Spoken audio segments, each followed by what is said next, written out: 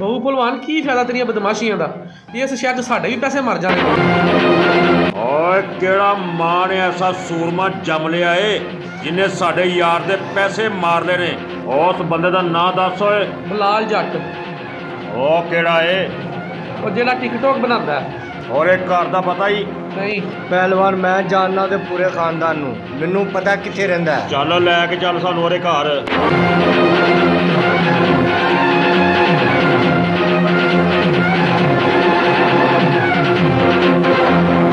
ਭਲਵਾਨ ਜੀ ਪੈਸੇ ਮਿਲ ਜਾਣਗੇ ਨਾ? ਤੂੰ ਭਲਵਾਨਾਂ ਦਾ ਸੂਟ ਤਿਆਰ ਰੱਖ। ਚੁੱਪ ਕਰ ਜਾ ਮਨੂਸਾ।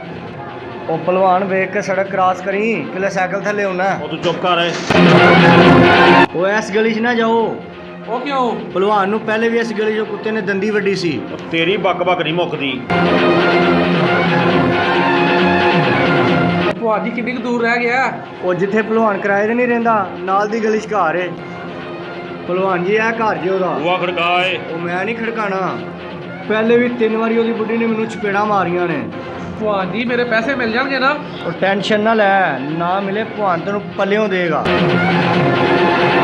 ਓਏ ਬਾਹਰ ਨਿਕਲ ਵੱਡਿਆ ਬਦਮਾਸ਼ਾ। ਜੀ ਭਾਈ। ਇਧਰ ਆਏ। ਤੂੰ ਇਸ ਬੰਦੇ ਦਾ 20,000 ਰੁਪਇਆ ਦੇਣਾ ਹੈ? ਜੀ ਦੇਣਾ ਭਾਈ। ਓਏ ਜੇ ਤੂੰ ਅੱਜ ਇਹਨੂੰ ਪੈਸੇ ਨਾ ਦਿੱਤੇ ਤੇ ਪੂਰਾ ਮਹੱਲਾ ਤੇਰੀਆਂ ਚੀਕਾਂ ਜ਼ਰੂਰ ਸੁਣੇਗਾ। ਦੇਣਾ ਭਾਈ, ਮੈਂ ਦੇਣਾ ਭਾਈ। ਹਾਲਾਤ ਤੇ ਬੜੇ ਖਰਾਬ ਨੇ। 20,000 ਦਾਂਗਾ ਇਦੋਂ ਬਾਅਦ। ਇਹ ਮੇਰੇ ਕੋਲ ਥੋੜੇ ਜਿਹੇ ਪੈਸੇ ਨੇ, ਇਸ ਟਾਈਮ ਇਹ ਲੈ ਲਓ। ਇਹ ਉਹ 20,000 ਦੇ ਵਿੱਚੋਂ ਦੇਣ ਦੇ ਆ। ਨਹੀਂ ਜਨਾਬ, ਉਹ ਤੇ ਇਦੋਂ ਬਾਅਦ ਦਿਆਂਗਾ। ਮੈਂ ਕਿਹਾ ਤੁਸੀਂ ਆਏ ਹੋ ਤੇ ਖਾਲੀ ਹੱਥ ਨਾ ਜਾਓ, ਇਹ ਥੋੜਾ ਜਿਹਾ ਫਤਰਾਨਾ ਲਾਈ ਜਾਓ।